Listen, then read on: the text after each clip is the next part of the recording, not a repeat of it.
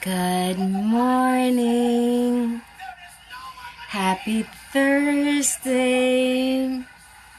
And thank you for joining me for the Word Show as we read Psalms 22, God's Word. Psalms 22 is a kind of a lengthy Psalms. So what I'm going to do is just read the Good News translation and then say a few words. I certainly thank you for joining me, and I wish you all blessings. Psalms 22, Good News translation. A cry of anguish and a song of praise. My God, why have you abandoned me? I have cried desperately for help, but still it does not come. During the day I call to you, my God, but you do not answer. I call at night, but get no rest. But you are enthroned as the Holy One, the one whose Israel praises. Our ancestors put their trust in you. They trusted you, and you saved them. They called to you and escaped from danger. They trusted you and were not disappointed. But I am no longer a human being. I am a worm, despised and scorned by everyone. All who see me make fun of me. They stick out their tongues and they shake their heads. Ooh. They say, bear with me.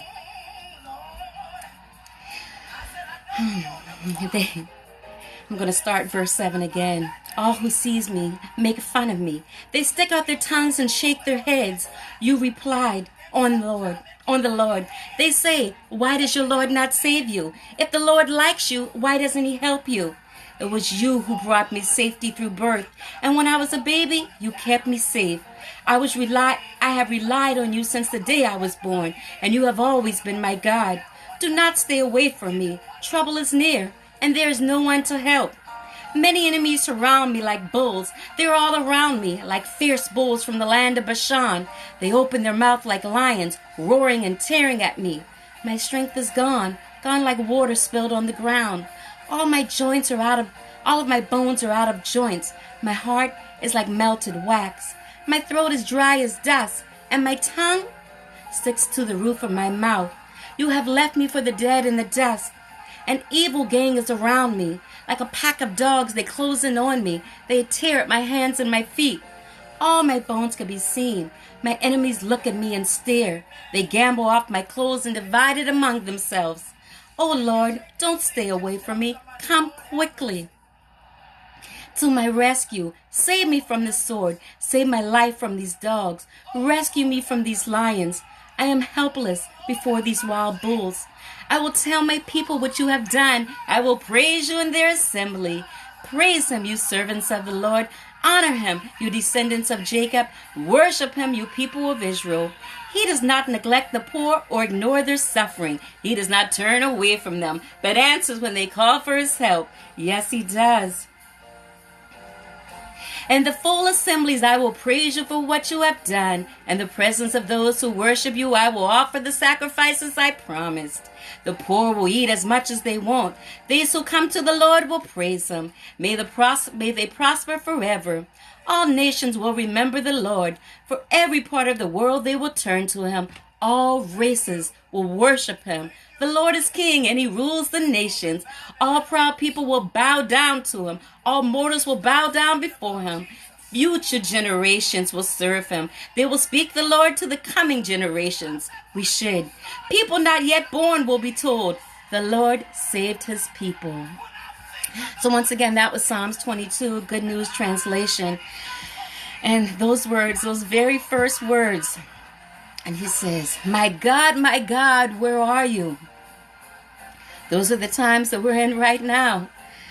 Oh, a lot's going on. And we've been facing, not only recently, but throughout our life, we done been through disappointments, losses, trials, tribulations, more troubles than I'm sure we want to talk about.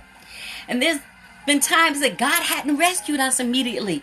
Times that we had to go through transitions before we got that peace that we needed or the answer that we wanted or or whatever we were praying for. There's been times that he had us to wait, and we felt like we were forsaken, just like David did. But we have to remember, just because God's hands aren't moving as fast as we want them to, doesn't mean that he's not right there with us. And just like David, as we're going through those dry seasons, we might have people in our ear telling us, don't wait on it. Go ahead and get your own revenge. We're going to hear things like that. We're going to hear just like they said to David, where's your God? So we're going to hear things like that. And it's important through those times that we don't listen to those ears. And let me just say this. One of the favorite ones, that I ain't going to say favorite, one of my least favorite ones that irritates me the most is when you hear those people say, do it feels good to you. And I'm not even going to quote a scripture on that. What I'm going to go to is my dearly parted second mother, Betty Wright. What does Betty say? A little bit of pleasure is worth a whole lot of pain. Remember that pleasure that feels so good for you in that time? Remember, that's the same pleasure that comes with a lot of consequences. So during that dry season, when you're waiting on God to answer you, give you the answer, or answer your prayers, or when you're praying for him to lead you and direct you in a certain way, and you don't hear him, and you scream out, my God, have you forsaken or abandoned me? Those are the times that we have to remember, God ain't sleeping. He's right there. He's right there with us. And during these times of dry season, he's strengthening us. He's molding and transforming us for a reason, for his greater purpose. So we just have to continue to be still, spend time with him and in his word, and continue to trust him.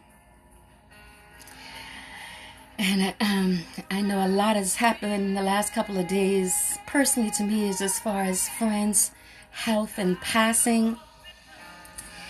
And it's definitely got me doing a lot of thinking.